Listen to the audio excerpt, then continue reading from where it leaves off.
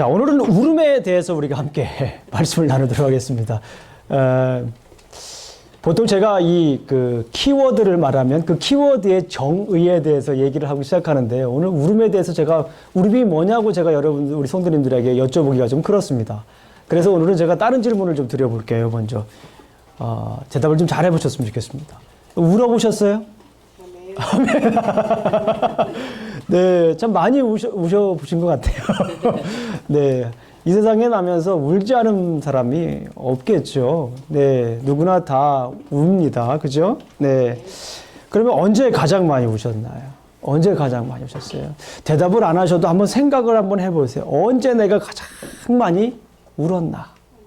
한번 생각을 좀 해보세요. 네. 내가 언제 많이 울었지? 이땐가? 저땐가? 이땐가? 너무 오래돼가지고 기억이 안 나나? 그럴 수도 있습니다. 그럼 왜 우셨나 한번 생각해 보세요. 왜 우셨나? 왜 울었나? 그리고 우시고 나면 어땠나? 별걸 다 물어보죠. 우시고 나면 어땠나? 한번 그런 것도 한번 생각을 해보시면 좋겠습니다. 마음이 깨끗해지고. 예. 우리 인생에 있어서 울음이라고 하는 건 정말 중요한 것 같습니다. 왜냐하면 사람이 나면서 어떻게 하고 나죠? 나면서 울면서 태어나잖아요. 울지 않고 태어난 아이는 생명이 없죠. 울면서 태어납니다. 그리고 우리가 인생을 마감할 때도 울음과 관계되어 있죠. 어떤 분은 돌아가시면서 울기도 하는 그런 울음도 있지만, 돌아가시는 분이 울지 못하더라도 옆에 있는 분들이, 친척들이 일가 친척들이 막 울잖아요. 그래서 우리 인생은 어떻게 보면 울음으로 시작해서 울음으로 끝난다라고 이렇게 해도 과언은 아닌 것 같습니다. 요즘 연구들이 많이 하잖아요. 각 분야의 연구들이 많은데 울음 분야에도 연구가 좀 많답니다. 울고 나면은 과학자들에 의하면은 증가했던 심박수와 저하된 호흡수가 정상으로 돌아올 가능성이 크다.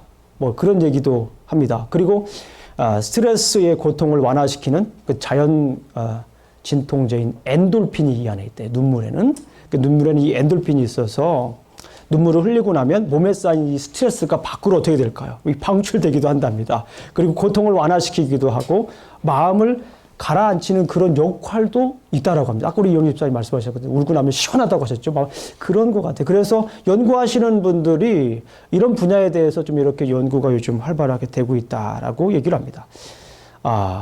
그렇다면 이번엔 제가 좀 다른 질문을 한 번 더 드려보겠습니다. 그렇다면 우리는 무엇을 위해 울어야 하나요? 우리는 무엇을 위해서 울어야 하나요? 혹은 우리는 누구를 위해서 울어야 하나요? 그런 질문을 한번 던져볼 필요가 있습니다. 한번 따라해 보겠습니다. 나는 무엇을 위해 울어야 하나? 지금의 울음과 조금 뭔가 달라야 되는 듯한 느낌이 들지 않습니까? 나는 무엇을 위해 울어야 하나? 자, 그리고 또 하나 한번 얘기를 해보죠. 나는 누구를 위해 울어야 하나? 누구를 위해 울어야 하나? 나는 무엇을 위해 울어야 할까요? 나는 누구를 위해 울어야 할까요? 이런 질문 속에서 우리가 한번 오늘 본문을 어떻게 대답하는지 우리가 함께 살펴보도록 하겠습니다. 오늘 사무엘하, 드디어 사무엘상을 마치고 우리가 드디어 이제 사무엘하로 왔는데, 사무엘상과 사무엘상 31장과 사무엘하 1장은 많은 설교를 자주 안 하시지만 설교를 하시는 분이 있다고 그러면 어떤 분들은 사무엘상 31장과 사무엘하 1장을 함께 한 번에 설교하시는 분도 꽤 있습니다. 그만큼 내용상으로 많이 비슷하다라고 이렇게 볼 수가 있어요. 어쨌거나 오늘 본문을 보게 되면은 중요한 것 한 가지를 발견할 수가 있습니다. 오늘 본문도 울음으로 가득 차 있어요. 오늘 본문을 가만히 보게 되면 울음으로 가득 차 있는 그런 모습들을 우리가 볼 수 있어요. 누구의 울음입니까? 다윗의 울음이죠. 다윗의 울음입니다. 다윗이 울고 있어요. 다윗과 함께하는 사람들이 오늘 본문을 보게 되면 막 울고 있는 그런 모습들을 우리가 연상을 할 수가 있습니다. 다윗의 울음에 집중하고 있는 모습을 우리가 볼 수가 있습니다. 자, 이 다윗의 울음 속에서 아까도 말씀드렸듯이 과연 우리는 무엇을 울어야 할까? 왜 울어야 할까? 누구를 위해 울어야 할까? 한번 이렇게 다시 한번 살펴보기를 원합니다. 본문 울음소리는 이전의 울음소리와 관련이 있어요. 이전의 울음소리라고 하는 것은 뭐냐면 저 위 사무엘서의 배경이 되는 그런 성경 어디가 있습니까? 사사기의 울음과 관련이 있어요.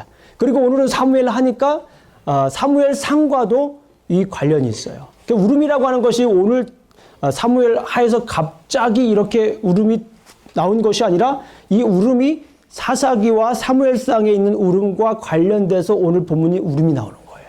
이것을 우리가 한번 살펴보도록 하겠습니다. 제가 주중에 카톡을 드렸죠. 설교를 2편 썼다고 이번 주에. 마치 그런 느낌이었어요. 여담이지만은. 터널을 2개 뚫은 듯한 느낌이었어요. 이쪽에서 하나 뚫고 이쪽에서 하나 뚫고 뚫었는데 딱 맞으면 좋은데 안 맞아가지고 2개를 그냥 뚫어버린 거예요. 아이고 너무 참 마음이 심경이 좀 이렇게 복잡한 그런 상황이었습니다. 어쨌거나 그 중에 하나 제가 더 정확하다, 본문과 더 어울리다라고 생각하는 그 설교를 가지고 왔습니다.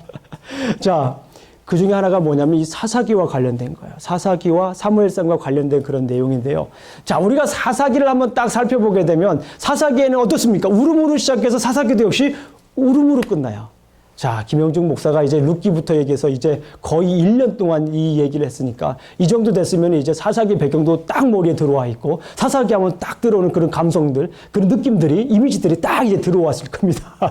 사사기는 여러 가지 우리가 말씀드릴 수 있어요. 여러 각도에서 사사기를 말씀드릴 수 있지만 사사기를 요약한다고 그러면 울음으로 시작해서 울음으로 끝난다. 이렇게 말씀을 드릴 수가 있어요. 사사기서 2장 4절을 한번 우리 찾아볼까요? 네, 성경을 꼭 가져오셔야 됩니다. 사사기서 2장 4절을 우리가 한번 보겠습니다. 뭐 예전에 많이 찾아봤기 때문에 사사기서 2장 4절, 이런 내용일 거야? 라고 짐작을 하실 수 있는 분들이 꽤 많을 겁니다. 사사기서 2장 4절을 한번 보겠습니다. 우리 함께 2장 4절을, 과 5절을 함께 읽어보도록 하겠습니다. 사사기서는 362페이지, 구약성경 362페이지입니다. 사사기서 2장 4절과 5절에 있는 말씀을 우리가 함께 보겠습니다. 시작. 여호와의 사자가 이스라엘 모든 자손에게 이 말씀을 이름해 백성이 소리를 높여 운지라. 그러므로 그곳을 이름하여 복임이라 하고 그들이 거기서 여호와께 제사를 드렸더라. 보세요. 여기 보게 되면 사사기에는 이제 울음으로 시작하는데 그 울은 지역이 어떤 지역이에요? 복임이라고 해요. 그래서 그 복임이라고 하는 히브리어 단어는 무슨 뜻이냐면 우는 자라고 하는 뜻이에요. 우는 자. 여러분들 잘 아시는 것처럼 하나님께서 언약을 지키지 않는 이스라엘 백성들을 꾸짖습니다. 그 2절과 3절에 보게 되면 꾸짖어요. 언약을 지키지 않아가지고 꾸짖습니다. 재단을 헐으라고 그랬는데 재단을 헐지 않고 오히려 우상 숭배를 한 거예요. 그래가지고 하나님께서 말씀하시기를 가나안 사람들을 내가 내쫓지 않겠다 얘기를 하고 그들은 너희의 허리에 올무가 될 것이다. 그들은 너희의 허리에 가시가 될 것이다. 이런 얘기를 해요. 그러니까 이스라엘 백성들이 거기에서 그 하나님의 말씀을 듣고 막 눈물 흘리고 흘리는 그런 장면이 이제 사사기서의 시작이에요. 그런데 사사기서의 말미도 울음으로 역시 끝납니다. 사사기서 2장 5절에 4절에 이렇게 울음으로 시작하지만 사사기서 21장으로 우리가 한번 보겠습니다. 사사기서 21장을 우리가 함께 보도록 하겠습니다. 사사기 전반에 걸쳐 눈물이 흐르다가 결국 사사기서 21장 맨 마지막인 21장에서도 역시 눈물로 끝을 맺는 우리 장면을 볼 수가 있어요. 사사기서 21장 2절을 우리가 함께 다 같이 큰 목소리 읽어보겠습니다. 399쪽. 제가 가지고 있는 성경으로 399쪽입니다. 시작. 백성이 베델에 이르러 거기서 저녁까지 하나님 앞에 앉아서 큰 목소리로 울며. 여기 보니까 여기도 울음이 있어요. 근데 이 울음의 배경은 무엇입니까? 간단하게 말씀을 드리면 베냐민 지파와 나머지 지파가 무엇을 합니까? 전쟁을 해요. 베냐민 지파가 아주 못된 짓을 했어요. 그래가지고 결국에는 베냐민 지파와 나머지 지파가 전쟁을 해서 베냐민 지파에 있는 사람들이 600명 남고 나머지 모든 사람들이 어떻게 됩니까? 멸절될 위기에 상황에 처해 있어요. 그 상황 앞에서 이스라엘 백성들이 모여서 이제 베델에 이르러 거기서 저녁까지 하나님 앞에 앉아서 큰 소리로 울었던 그런 모습을 우리가 볼 수가 있어요. 그러니까 이게 사사기에는 결국에는 울음으로 시작해서 울음으로 이제 끝나는 거예요. 근데 그 울음소리가 어떤 울음소리예요?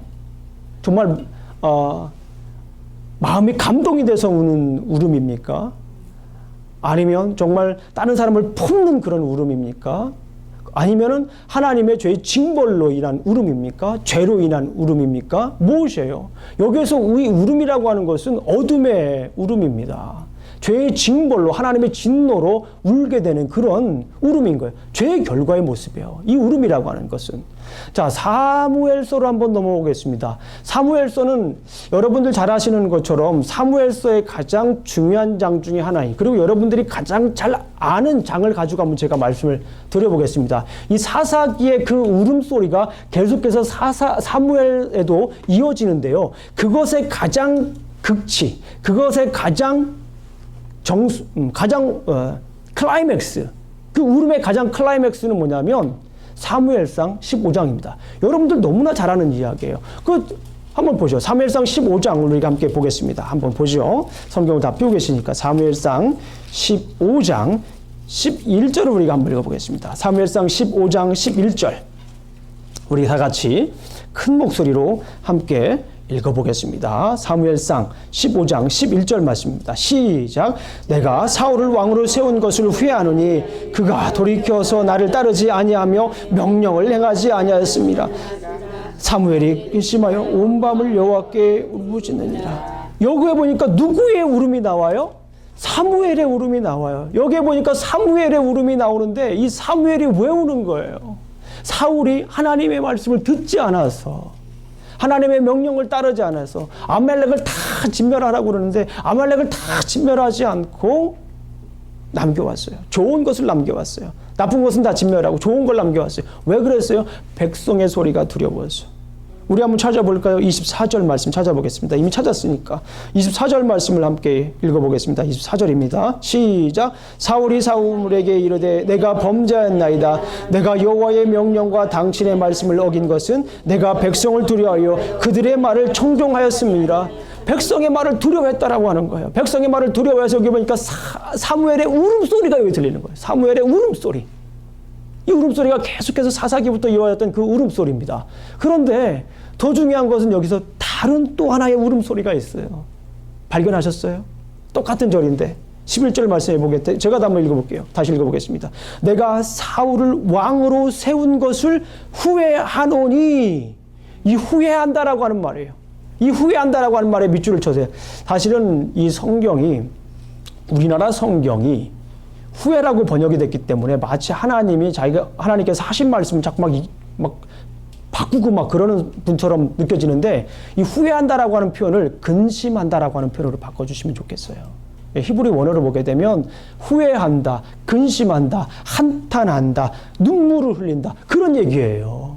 여기에서는 자, 이런 내용이 하나, 또 이 내용을 조금 더 구체적으로 우리가 좀 이미지를 확 잡기 위해서, 뜻을 이해하기 위해서 성경 한 구절 더 찾아보면 여러분들이 여기서 하나님이 얼마나 슬펐는지, 여기서 하나님이 얼마나 마음이 아팠는지 여러분들이 좀 이해하실 수 있어요.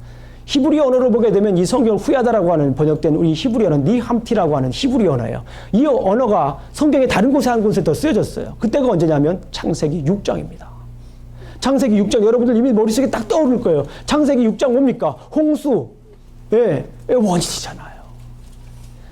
찾아보겠습니다. 창세기는 쉬우니까 한번 찾아보겠습니다. 우리 한번. 창세기서 6장.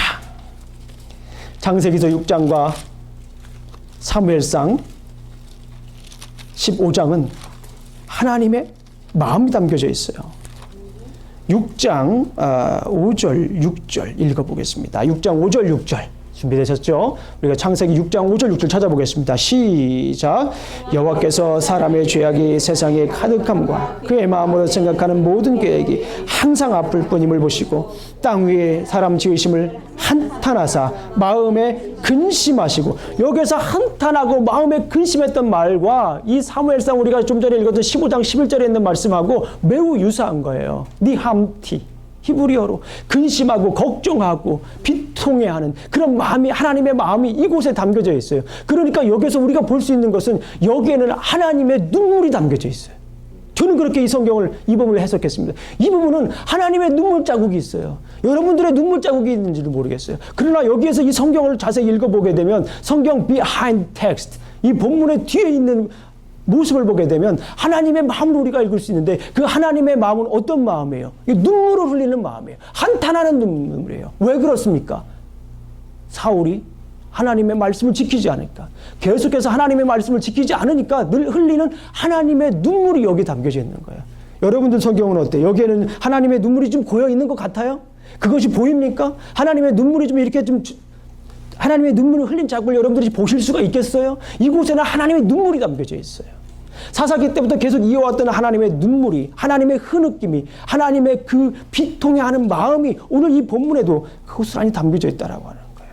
하나님은 우리의 죄악 때문에, 이스라엘 백성들의 죄악 때문에 뭐 하셨어요? 우셨어요. 하나님의 마음이 얼마나 아프셨을까? 사무엘상 정중앙에서 하나님은 슬픔에 잠긴 나머지 결국에 어떻게 합니까? 눈물을 흘리셨던 것을 우리가 볼 수가 있습니다. 결국 사사기와 사무엘상서에 들리는 울음소리는 죄로 인한 울음입니다. 이스라엘의 죄에 대한 하나님의 죄의 징벌로 통곡하는 것입니다. 굳이 말하자면 부모님에게 잘못을 저지르고 혼나서 그냥 아파가지고 그냥 매를 맞아가지고 아파서 우는 눈물이에요. 잘못해가지고 매를 징벌받는 죄로 인해서 우는 그런 모습을 볼 수가 있습니다. 좀 더 구체적으로 말하면 하나님의 눈물은 부모님의 눈물이고 때린 사람의 눈물이고, 그죠? 여기에서 이스라엘 백성들의 울음은 맞는 그 자녀의 그 울음소리를 우리가 들을 수 있어요. 그래서 이거를 굳이 음악적인 장르, 이 사무엘상 사사기와 사무엘상 이 아까 15장 이 부분에 굳이 음악을 틀려면 무슨 음악을 틀을 수가 있을 것 같아요? 배경음악으로 모차르트의 레퀴엠 장성곡이라고 하죠. 모차르트의 장성곡이 막 흐르는 그런 음산한 그런 분위기, 그런 음악이 흐르는 거예요. 혹은 베르디의 레퀴엠 중에 진노의 날, 막 이런 대개 가서 한번 들어보세요. 아주 막 이거 오싹해요. 막 들어도 그죠? 우리 최근 지자님, 예, 한번 들어보세요. 저는 들어봤어요. 그 학생들 같이 학생들에게 다 들려줬어요. 막 들어보라고 이런 느낌을 가지고, 예. 아마 그런 음악들이 막 여기 흐르는 거예요. 그런 막 음산한 분위기가 흐르는 거예요. 그러나 사무엘 하 오늘 본문 한번 보세요. 그러나 사무엘 하 오늘 본문 1장에서는 그 울음으로 시작하는데 그 울음의 모습이 앞에 부분에 있던 그 울음의 모습과는 조금 다른 모습을 우리가 볼 수 있어요. 이제 다윗의 때에는 이전에 음산했던 그런 울음소리가 그치고 다른 울음소리가 들리기 시작합니다. 똑같은 울음이지만 이전의 울음과는 사뭇 다른 울음입니다. 이전의 울음의 끝을 맺고 새로운 울음의 시작을 알립니다. 사무엘하 1장을 미리 읽어오셨기 때문에 잘 아실 거예요. 자, 거기에는 누가 등장을 합니까? 첫 번째. 누가 등장을 하죠? 아말렉 소년이 등장을 해요. 아말렉 소년이 등장을 해서 어떤 일을 해요? 아말렉 소년이 등장해서 어떤 일을 하죠? 이제 사울이 죽었다라고 하는 그 소식을 전하게 됩니다. 이 아말렉 소년은 좀 착각을 한 것 같아요. 만약에 이 아말렉 소년이 사울이 죽었다라는 소식을 다윗에게 가장 먼저 전하게 되면 다윗이 자기에게 무엇을 줄 거라고 생각을 했을까요? 상을 줄 거라고 생각을 해서 오해를 한 거죠. 그래서 자기는 이것이 기쁜 소식, 다윗에게는 정말 기쁜 소식이라고 생각을 해가지고 막 달려가가지고 다윗에게 가가지고 사울이 죽었다는 얘기를 하는데 약간 제가 볼 때는 거짓말을 해요. 예. 사울은 이미 죽었는데 누가 죽였다고 해요? 저기가 죽였다고. 거짓말이에요. 제가 볼 때는. 문맥상으로 볼 때는. 거짓말을 하게 됩니다. 거짓말을 했을 때 결국에는 다윗이 어떻게 합니까? 그에게 상을 주었습니까? 어떻게 했죠? 네, 죽였습니다. 그 죽이기 전에 어떻게 합니까? 죽이기 전에 오늘 본문을 한번 읽어보겠습니다. 예, 오늘 본문 사무엘하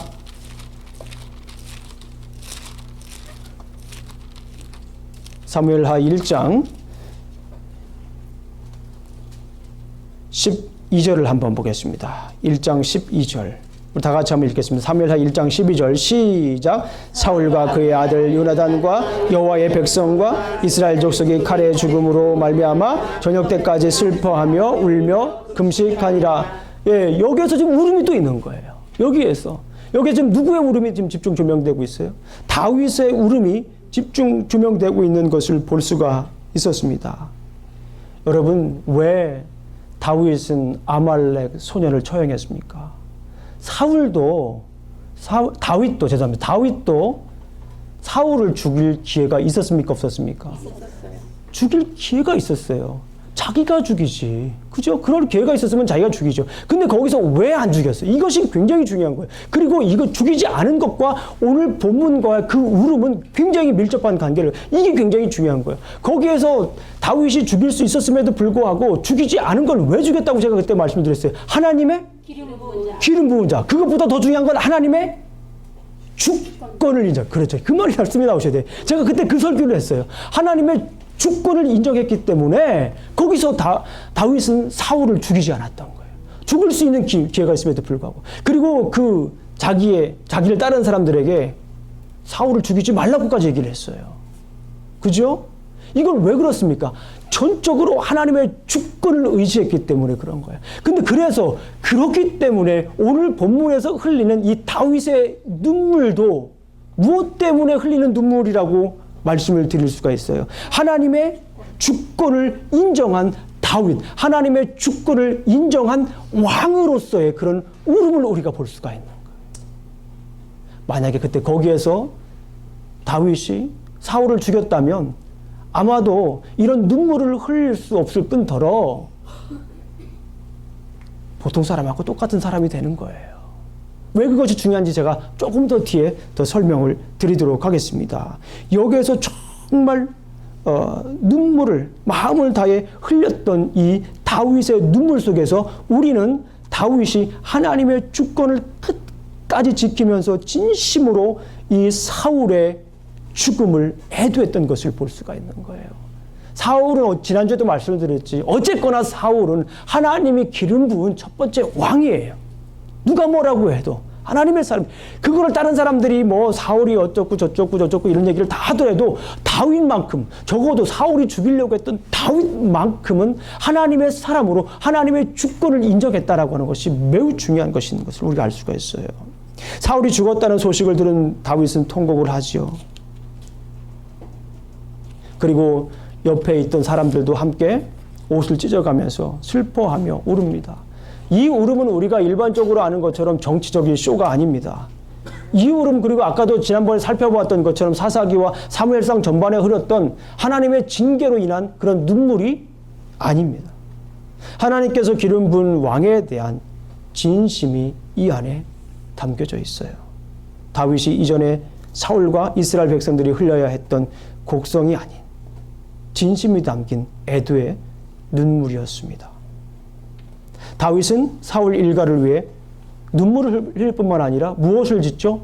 애가를 짓습니다. 성경을 읽으실 때 시가 나와요. 이런 노래가 나오요. 가끔 이렇게 보시죠? 그런 거는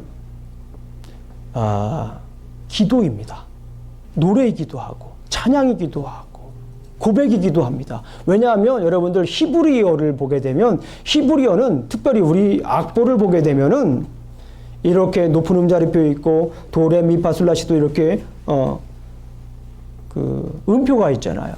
근데 히브리어에는 그 음표가 없어요. 히브리어의 특징은 뭐냐면 히브리어는 숫자도 없겠어요. 그러니까 알파벳이 숫자 역할도 해요. 그리고 알파벳이 무슨 역할도 할까요? 음표 역할도 해요. 놀랐죠? 이거를 보게 되면, 그래서 이 시라고 하는 것은 단순히 이 기도이기도 하고, 또 이거는 찬양이기도 하고, 또 이렇게 아름다운 시기도 할 수밖에 없는 이유예요. 그러니까 오늘 이 본문은 이 시를 지었다라고 하는 건 뭐냐면, 다윗이 뭘 했다? 기도를 했다라고 해도, 그렇게 해석을 해도 전혀 틀린 것이 아닙니다. 오늘 본문을 보게 되면 이제 이 다윗이 애가를 짓는데, 그 애가 중에 계속해서 우리가 아까 읽어봤지만 반복되는 것이 뭐냐면, 오호라 두 용사가 엎드려 졌도다. 우리 한번 찾아보겠습니다. 1장 19절 말씀. 시작. 이스라엘아 내 영광이 산 위에서 죽임을 당하였도다. 오라 두 용사가 엎드려졌도다. 21절 말씀 시작. 길보아 산들아 너희 위에 이슬과 비가 내리지 아니하며 재물 낼 밭도 없어지어다. 거기서 두 용사의 방패가 버림받음이니라. 사울의 방패가 기름 부음을 받지 아니함 같이 되었느니라. 25절입니다. 시작. 오라 두 용사가 엎드려졌도다. 요나단이 내 산 위에서 죽임을 당하였도다. 27절 말씀입니다. 시작. 오라 두 용사가 엎드려졌으며 싸우는 무기가 망하여. 지금 두 용사라고 하는 말은 뭐예요? 하나님의 사람으로 계속해서 지금 뭘 해주는 거예요? 인정을 해주고 있는 것을 볼 수가 있습니다. 두 사람의 죽음을 애도하는 진심 어린 기도라고 하는 것을 우리가 볼 수가 있어요. 그런데 이게 중요합니다. 또 하나의 비밀.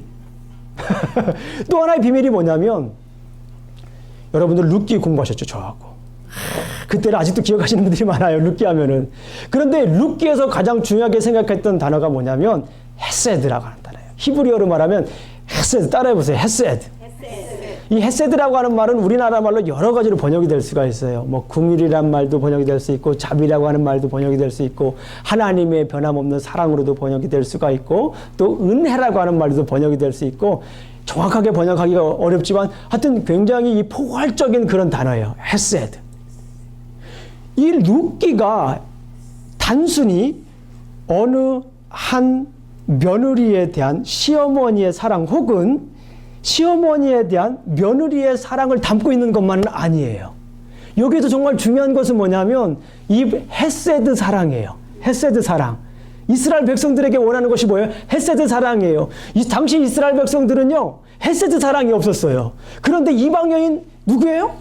룻을 통하여서 하나님께서 이 헤세드 사랑을 보여주신 거예요. 이스라엘 백성들은 뒤에 이 암막처럼 그냥 배경이 깜깜해요. 그런 당시 암울했던 이스라엘 백성들 가운데, 그 시대 가운데, 사사 배경 가운데에 룻이라고 하는 이방 여인을 앞으로 무대에 살짝 이렇게 보냅니다. 하나님께서. 그런 다음에 그 이방 여인 룻을 뭐예요? 스포트라이트를 쫙 비춰주는 거예요. 어떻게 비춰준다고요? 스포트라이트를 쫙 비춰주는 거예요. 그러니까 이스라엘 백성들이 그 모습을 다 바라보고 있는 거예요. 자기들은 다 어둠 속에 있는데 자기들이 그렇게 멸시하던 이방 여인 룻이라고 하는 사람을 하나님께서 들어쓰셔가지고 빛나게 해주시는 거예요. 그 룻을 막 빛나게 해주시는 거예요. 하나님의 사람으로 빛나게 해주시는 그런 모습 보는데 거기서 가장 중요한 거 무엇입니까? 헤세드 사랑이에요. 하나님의 무슨 사랑? 헤세드 사랑. 그런데 왜 하필 룻기가 사무엘 상하 전에 있냐라는 거예요. 왜 룻기서가 잘 보세요. 큰 그림으로 봐야 됩니다. 성경을. 왜 룻기서가 사무엘서 앞에 있냐라는 거예요. 다시 말씀을 드리면 왜 룻기서가 이스라엘의 왕정이 시작되는 첫 번째 왕이 시작되는 사무엘서 앞에 있냐라는 거예요. 그전에는 이스라엘 백성들은 부족이었어요. 그런데 이제 드디어 사무엘서에 이스라엘은 무엇으로 발전합니까? 왕조, 다이너스티로 발전하는 거예요. 그 이유가 뭡니까? 하나님이 진정 원하시는 왕조의 모습이 룻기에 담겨져 있다는 거야. 놀라지 않습니까? 별로 안 놀라시네. 하나님이 정말 원하시는 그 왕조, 하나님이 정말 원하시는 그 왕, 하나님이 정말 원하시는 사람의 모습이 룻기에 담겨져 있는 거예요. 앞으로 내가 원하는 왕조는 이런 왕조다. 내가 원하는 나라는 이런 나라다라고 하는 것이에요. 뭐예요? 헤세드. 헤세드 왕조. 헤세드 왕. 헤세드 백성인 거예요. 근데 그 헤세드를 누가 오늘 보여주고 있는 거예요? 그 헤세드를 다윗이 보여주고 있는 거예요. 헤세드가 여기서 지금 다윗이 여기서 흘리는 이 눈물을 통해서 우리는 하나님이 그토록 원하셨던 헤세드의 그 모습을 볼 수가 있는 거예요. 그 긍휼하심, 하나님의 그 자비하심, 하나님의 그 인자하심, 하나님의 그 은혜를 여기서 볼 수가 있는 거예요. 그러니까 이 다윗의 이 모습을 보면서 전적으로 하나님의 주권을 인정하는 이 다윗의 모습을 보면서 우리는 헤세드 눈물을 우리가 볼 수 있는 거예요. 여기에서. 그리고 이 다윗은 여기에서 흘린 이 헤세드 눈물 때문에 이스라엘 백성들 만천하 앞에 드디어 다윗 왕조가 하나님이 진정으로 원하는 왕조라고 하는 것을 선포하는 거예요. 이 눈물에 담겨져 있는 거예요. 이 눈물에 담겨져 있는 이 아주 중요한 신학적인 메시지예요. 여기서 흘린 다윗의 눈물은 물론 다윗이 여기서 내가 여기서 눈물을 흘리면 백성들이 날 잘 따라주겠지? 하나님이 널 잘 사랑해 주겠지? 이런 눈물이 아니에요. 이 정치적인 쇼가 아닙니다. 진정으로 하나님의 사람으로서 하나님의 주권을 인정하면서 하나님께서 원하시는 진정한 왕으로서 하나님께서 원하시는 진정한 왕조를 펼치기 위한 그런 눈물이 이 안에 있다는 거예요. 그래서 많은 신학자들은 여기서 드디어 다윗이 하나님의 왕으로서 적법성을 얻었다.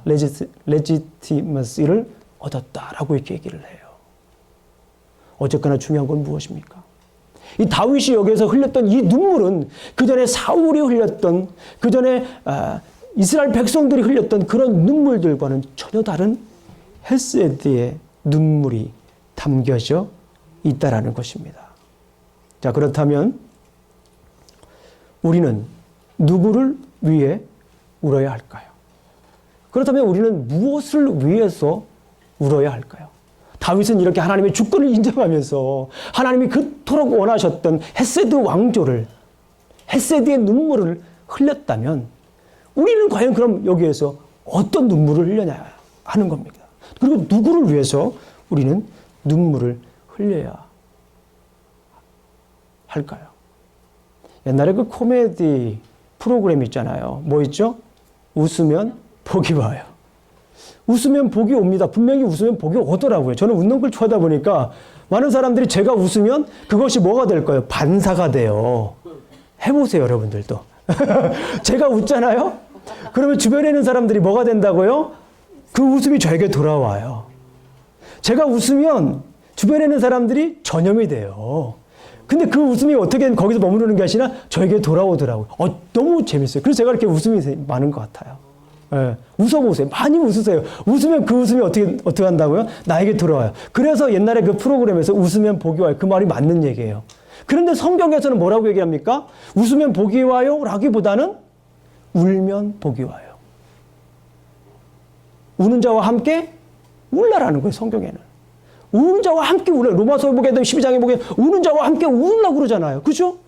울면 복이 온다라는 거예요. 그리고 우리가 잘 아는 것처럼 산상수훈을 보게 되면 뭡니까? 애통하는 자는 뭡니까? 복이 있나니 어떻게 돼요? 아니에요. 애통하는 자는 복이 있나니 위로를 그렇죠. 애통하면 천국이 권사님 그렇게 천국이 탐나세요? 애통하는 사람은 복이 있나니 어떻게 되는 거예요? 위로를 받을 거라고 하는 거예요. 성경에 써 있잖아요. 우는 사람에게는 복이 있다라고 하는 거예요. 우는 사람에게는 뭐 한다라는 거예요? 복이 있다라는 거예요. 그 복이 무엇입니까? 위로를 받는다라고 하는 거예요. 위로를 받는다라고 하는 거예요. 아까도 말씀을 드렸지만 눈물에는 뭐가 있어요? 예, 엔돌핀이 있다고 합니다. 엔돌핀이 있어가지고 울면은 뭐예요? 스트레스가 다 방출된다고 해요. 저하된 박동수가 다시 저하된 호흡수가 다시 정상으로 오고 막 높아갔던 박동수가 가라앉는다고 그러잖아요. 그런 것도 피지컬하게 있지만 중요한 것은 뭐냐면 성경에서 얘기를 합니다. 애통하는 자는 뭐 한다고요? 복이 있나니 그들이 위로를 받는다. 마음이 상한 자. 마음이 상한 자. 하나님이 사랑하시잖아요. 애통하는 사람. 자, 그러면 따라해 보겠습니다. 울면 복이 온다. 울면 복이 온다. 울면 복이 온다. 울면 복이 와요. 자, 그러면 오늘 제가 두 가지만 말씀드리겠습니다. 먼저 나 자신을 위해 우십시오. 따라해 보겠습니다. 먼저 나 자신을 위해 울자. 나 자신을 위해 울자. 아멘. 맞아요. 나 자신을 불쌍히 여겨달라고 기도하면서 우십시오. 불쌍히 여겨달라고 하는 게 뭐예요? 나에게 자비를 달라고. Have mercy on me. 이게 뭐예요? 헤세드 기도예요. 헤세드 기도. 따라해보세요. 헤세드 기도. 헤세드 기도. 그런 말이 있어요? 없어요? 처음 만든 거예요, 제가. 무슨 기도라고요? 헤세드 기도. 마음의 궁휼함을 달라는 거예요, 하나님께. 제가 이 설교를 사무엘상 1장 설교할 때도 이런 말씀을 드렸습니다. 예수님께서 두루와 시돈 지역을 걸어 다녔을 때 가나안 여인이 얘기를 합니다. 주 다윗의 자손이여 나를 불쌍히 여기소서. Lord, Son of David, have mercy on me. 나를 불쌍히 여겨달라고. 나를 긍휼히 여겨달라고. 이게 뭐예요? 이게 헤세드예요. 헤세드가 뭡니까? 긍휼을 달라는 거예요. 자비를 달라는 거예요. 나를 불쌍히 여겨 주시옵소서. 그러니까 예수님이 하신 말씀이 뭐예요? 나를 불쌍히 여겨달라고 하니까 예수님께서 뭐라고 하냐면 여자야 내 믿음이 크도다. 내 소원대로 되리라. 아멘. You have a great faith. 불쌍히 여겨달라고 얘기를 하니까 예수님이 네 믿음이 뭐예요? You have a great faith. 아주 네 믿음이 아주 크다라고 말씀을 하시는 거예요. 그러니까 나 자신을 이렇게 불쌍히 여겨달라. 나 자신을 여러분들 위해 우십시오. 불쌍히 여겨달라고 우십시오. 그러면 뭐가 온다고요? 복이 오는 거예요. 나 자신을 위해서 우는 것이 비겁한 거 아니에요. 나 자신을 위해서 우는 것이 내 체면을 구기는 것이 아닙니다. 여러분들 여러분 자신들을 위해서 우는 것이 뭐가 된다고요? 복이 되는 거예요. 아프면 우세요. 우시라고요. 주님 나를 불쌍히 여겨 주시옵소서. Have mercy on me. 불쌍히 여겨달라고 우세요. 그럼 하나님께서 뭐 하십니까? 채워주십니다. 나 자신을 불쌍히 여겨달라는 거는요. 나는 할 수 없다라고 하는 뭘까요? 겸손이에요. 하나님은 그 눈물을 사랑하시는 거예요. 정말 힘들고 어려우면 그냥 우세요. 제가 정말 존경하는 침례교의 위대한 설교가 교회 역사상 황금의 입을 가지고 있다라고 일컬음을 받는 위대한 설교가가 있습니다. 찰스 스펄전 목사님이에요. 그 목사님이 이런 이야기를 했습니다. Tears are liquid prayer. 눈물이라고 하는 것은 액체 기도다라는 거예요. 눈물이라고 하는 것은 뭐라고요? 액체 기도. 제가 루키서 강의할 때도 말씀을 드렸습니다만은 눈물을 하나님은 그 눈물을 뭐 하시는 거예요? 사랑하십니다. 다윗이 죄를 지었어요. 다윗이 죄를 지었을 때 어떻게 했습니까? 시편 51편을 보게 되면 긴 말씀이고 정말 참회하고 회개했던 그런 그 기도가 있어요. 근데 거기에 정말 마음에 가장 남는 그 말씀 중에 하나가 뭐냐면 침상이 젖도록. 얼마나 울었으면 침대가 젖냐고요. 근데 그만큼 울 만큼 그런 일을 했어요. 다윗은. 안 그래요? 왕인데. 네. 이게 사람이죠. 근데 중요한 건 뭐냐면 거기에서 그렇게 눈물을 흘리고 하나님 앞에 나아갔을 때 하나님께서 다윗을 사용하는 그런 모습을 볼 수 있어요. 이게 다윗의 위대함이에요. 다윗이 여러분들 잘 아시는 것처럼 막 이 이스라엘 역사상 가장 큰 영토를 확장했어요. 다윗이 위대한 인물입니다. 지금도 다윗은 가장 위대한 왕 중에 하나고 여러분 잘 아시는 것처럼 그 위대한 왕들 중에 우리 역대상에 보게 되면 다윗과 솔로몬이 나오잖아요. 아주 크게 이미 공부하시면 너무 잘 알죠. 그리고 또 어디를 족보에 보게 되면 마태복음 1장 족보에 보게 되면 거기서 다윗이 나오잖아요. 아브라함, 다윗, 예수. 그만큼 다윗은 이스라엘 역사상에서 굉장히 유명한 왕인데 전투를 잘해서라기보다는 제가 볼 때는 정말 이렇게 하나님 앞에 잘못했을 때에 뭐 하는 거예요? 눈물 흘리고 진심으로 눈물 흘리고 나아갈 그런 모습을 하나님이 원하시는 거예요. 뭐 하면 복이 있다? 울면 복이 있다. 이 말을 좀 더 고상하게 이야기하면 팔복에 남을 애통하는 자는 복이 있나 아니 위로를 받을 것이다예요. 이걸 우리말로 말하면 뭡니까? 울면 복이 온다는 거예요. 예. 울면 복이 온다는 거예요. 큰일 났네. 이제 막 다 우실 것 같습니다. 네. 그리고 지난주에 우리가 한번 봤던 말씀이 있습니다. 또 지난주에 함께 나눈 히스기야를 우리는 함께 다시 한번 살펴보아야 합니다. 지난주에는 우리 이사야서 26장을 봤습니다. 그럼 오늘 열왕기하 20장 2절부터 5절까지 한번 앞에 한번 보겠습니다. 앞에 스크린 한번 보면서 보겠습니다. 우리 한번 읽어보겠습니다. 히스기야가 하나님께 눈물을 흘리며 기도했던 그런 모습을 우리가 봅니다. 자, 한번 읽습니다. 시작. 히스기야가 낯을 벽으로 향하고 여호와께 기도하여 이르되 여호와여 구하오니 내가 진실과 전심으로 주 앞에 행하며 주께서 보시기에 선하게 행한 것을 기억하옵소서 하고 히스기야가 심히 통곡하더라. 우는 거예요. 하나님 앞에 울면서 뭐 할까? 기도하는 겁니다. 읽습니다. 4절 시작. 이사야가 성읍 가운데까지도 이르기 전에 여호와의 말씀이 그에게 성읍 가운데까지도 이르기 전에 심히 통곡을 하고 하나님께 나아가니까 히스기야가 그렇게 나아가니까 하나님께서 막 움직이시는 거예요. 뭐 하는 거예요? 하나님께서 움직이시는 거예요. 그러면서 하나님께서 말씀하십니다. 시작. 너는 돌아가서 내 백성의 주권자 히스기야에게 이르기를 왕의 조상 하나님 다윗의 하나님 여호와의 말씀이 내게 내 기도를 들었고 내 눈물을 보았느니라. 내가 너를 낮게 하리니 내가 3일 만에 여호와의 성전에 올라가겠고. 아멘. 15년을 더 살게 됩니다. 눈물을 흘려. 성경을 보게 되면 눈물을 흘리는 사람들에게 하나님은 가만히 계시질 않아요. 아멘. 우리는 어렸을 때 배워요. 남자가 자식이 울면 되겠어요. 하지만 울어야 돼요. 아멘. 울어야 건강합니다. 할렐루야. 아이고 오죽하면은 리서처들이 그런 얘기를 하잖아요. 눈물을 흘리면 액체 엔돌핀이 생겨서 스트레스가 방출되고 고조됐던 박동수가 내려가고 이 정도면 의사를 해야 되는데 그렇잖아요. 그런데 성경에서 말하는 것은 울게 되면 그 눈물에는 하나님을 움직이는 뭐가 있다라는 거예요. 힘이 있다라는 거예요. 예, 이건 비밀이라 제가 살짝 말하는 거예요. 눈물을 흘리게 되면 그런 마음을 갖게 되면 하나님께서 뭐 한다라는 거예요? 움직이시다라는 거예요. 아멘. 친히 그 눈물을 뭐 해주신다라는 거예요? 닦아주시는 거예요. 여러분들의 눈물을 하나님이 다 기억하세요. 할렐루야. 눈물을 흘리는 게 창피한 게 아니에요. 아멘. 눈물을 하나님은 사랑하십니다. 아멘. 어떤 때 기도하실 때 기도가 안 나올 때가 있어요. 그러니까 눈물만 나올 때 솔직히 있잖아요. 우리 눈물만 나올 때가 있어. 무슨 기도가 필요해. 내가 앉아있으면 그냥 눈물만 툭툭툭툭 떨어지는데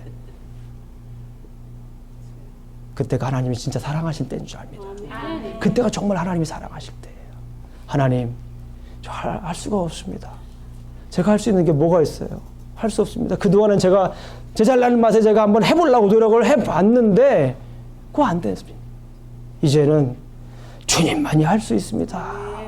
라고 이렇게 눈물을 흘리면 주님께서 그때 도와주시는 거예요. 그러니까 정말 신앙생활 하면서 정말 영리한 사람이 있어요. 제가 볼 때는 정말 영리한 사람이에요. 매 맞기 전에 미리 우는 사람들. 미리 울어 그런 분들은 그냥 미리 그냥 막 그냥 따라해 보겠습니다. 매 맞기 전에. 매 맞기 전에. 미리 울자. 제가 오늘 그래서 말씀드리는 거예요. 이미 울어도 괜찮아. 이미 울어도 괜찮아.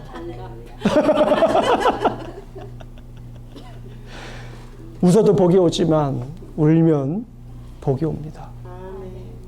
그리고 우리가 또 함께 울어야 될 게 있어요. 나 자신을 먼저 울어야 됩니다. 나 자신을 먼저 위해 운 다음에 우리는 누구를 위해서 울어야 할까요? 우리를 위해서 울어야 됩니다. 우리라고 하는 말에 뭐가 포함이 된 거예요? 내가 포함이 된 거예요. 예? 우리는 내가 포함이 된 겁니다. 나 자신을 위해서 먼저 울은 다음에 우리를 위해 울어야 됩니다. 그때 어떤 분들은 순서가 바뀌어가지고 다른 사람부터 울어. 그럼 좀 곤란한 경우가 좀 가끔 생기더라고요, 보니까. 나 자신부터 울고서 다른 사람을 위해서 울면은 그런 문제가 별로 없는데 그냥 다른 사람부터 먼저 울어. 다른 사람을 생각하면서 먼저 울어. 그건 좀 문제가, 그 나쁘다는 건 아닌데 제가 이렇게 신앙생활하면서 보니까 문제가 간혹 생겨요. 아주 심각한 문제가 생깁니다. 사람에 따라서. 그러니까 아예 순서를 정하자고요, 우리가 위해서. 순서를 왜 정하자고요. 어떤 순서냐면 먼저 나를 위해서 울어야 돼요. 나를 위해서 울음이 안 나오는데 다른 사람을 생각하니까 울음이 나와. 그것도 좀 이상한 거예요. 저하고 상담을 좀 해야 돼요, 그런 분들. 네. 중요한 거는 나를 위해서 눈물이 흘려요. 흘린 다음에 그런 마음이 생기면, 헤세드의 마음이 생기면 그런 마음을 가지고 다른 사람들을 위해서 우리가 울어야 됩니다. 다른 사람을 위해 울을 때 하나님께서 정말 그 울음을 닦아주시고 그 공동체를, 그 모임을 사용하시는 모습을 우리가 볼 수가 있어요. 초대교회에도 뭡니까? 베드로가 설교할 때 어떤 일들이 일어나요? 회개하면 눈물을 흘리는 막 사람들이 모여가지고 막 회개하는 역사가 일어나지 않습니까? 그리고 우리가 잘 아는 것처럼 느헤미야서 1장 4절 5절을 보게 되면 느헤미야가 어떻게 합니까? 한번 성경 말씀을 한번 읽어보겠습니다. 시작. 울고 수일 동안 슬퍼하며 하늘의 말에 금식하며. 여기 한번 보세요. 지금 느헤미야가 먼저 자기 자신을 위해서 이 슬픈 마음이 생겼어요. 이스라엘을 생각할 때에 슬픈 마음이 생긴 거예요. 나라를 생각할 때 이 말을 듣고 앉아서 울고 수일 동안 슬퍼하며 하늘의 하나님 앞에 금식하며 기도할 때에 어떻게 했는지 한번 보겠습니다. 5절 시작. 이르되 하늘의 하나님 여호와여 크고 두려우신 하나님이여 주를 사랑하고 주의 계명을 지키는 자에게 언약을 지키며 긍휼을 베푸시는 주여 간구하나이다. 뭐예요? 긍휼을 베푸시는 주여. 이제 우리가 기도 이렇게 돼. 긍휼을 베푸시는 주여. 이 얘기다. 이 긍휼을 베푸시는 주여가 뭡니까? 헤세드입니다. 헤세드. 헤세드 기도. 무슨 기도라고요? 헤세드 기도. 헤세드 기도를 할 때 주님께서 들어주시는 거예요. 그리고 역대하 7장 14절부터 15절 말씀을 보게 되면 내 이름으로 일컫는 내 백성이 그 악한 길에서 떠나 스스로 겸비하고 기도하여 내 얼굴을 구하면 내가 하늘에서 듣고 그 죄를 사하고 그 땅을 고칠지라. 이곳에서 하는 기도에 내가 눈을 들고 귀를 기울이리니. 할렐루야. 아멘. 아멘. 아주 중요한 한 말씀만 더 하고 성경 말씀을 찾아보고 오늘 말씀을 맺도록 하겠습니다. 요한복음 11장 33절. 먼저 나 자신을 위해 울어야 됩니다. 아멘. 그리고 우리 공동체를 생각하며 우리가 함께 울어야 합니다. 그런데 정말 우리가 울 때에 우리가 눈물을 흘릴 때 나 자신을 위해 울 때뿐만 아니라 우리를 위해 울 때 꼭 기억해야 될 아주 중요한 말씀이 오늘 본문에 기록이 되어 있습니다. 33절부터 35절까지 우리 함께 요한복음 11장 33절부터 35절까지 있는 말씀입니다. 시작. 예수께서 그가 우는 것과 또 함께 온 유대인들이 우는 것을 보시고 심령의 비통이 여기시고 불쌍히 여기사 이르시되 그를 어디 두었느냐 이르되 주여 와서 보옵소서 하시니 예수께서 눈물을 흘리시더라. 아멘. 누가 눈물을 흘립니까? 우리가 눈물을 흘릴 때 누가 눈물을 흘립니까? 예수님이 흘려요. 내가 혼자 눈물을 흘리는 게 아니에요. 여러분들 혼자 아파가지고 여러분들은 혼자 울 때에 여러분은 혼자 우는 게 아니에요. 누가 우는 겁니까? 여러분 옆에서 누가 울어요? 예수님이 같이 우시는 거예요. 그런 걸 생각해 보셨어요? 따라해 보세요. 내가 혼자 우는 것이 아니다. 예수님께서 나를 위해 우신다. 내가 울 때 누가 우신다고요? 내가 울 때 예수님이 우시는 거예요. 혼자가 아닙니다. 내가 눈물을 흘릴 때 그 옆에서 내 기도를 하나 다 들으시고 같이 내가 눈물을 흘리면 같이 눈물을 흘리시는 분이 바로 예수 그리스도이십니다. 우리가 함께 가정을 위해 울 때 하나님께서 우리의 눈물을 닦아주시고 하나님께서 우리 가정을 지켜주십니다. 우리가 교회를 위해 울 때 하나님께서 우리의 눈물을 닦아주시고 우리 교회를 지켜주십니다. 우리가 이제 창립 1주년을 맞이해서 우리가 정말 기도의 붐이 일어나고 또 이런 눈물의 역사가 계속해서 일어나는 모습을 볼 때 하나님께서 우리 교회를 너무나도 사랑하신다라는 생각이 많이 듭니다. 우리가 우리 교회를 위해 울 때 하나님께서 우리의 눈물을 닦아주시고 우리 교회를 지켜주시는 줄로 믿습니다. 아멘. 우리가 함께 나라를 위해 울 때 하나님께서 우리의 눈물을 닦아주시는 줄로 믿습니다. 따라해 보겠습니다. 울면 복이 온다. 복이 온다. 울면 울면 복이 온다. 복이 와요. 기도하시겠습니다.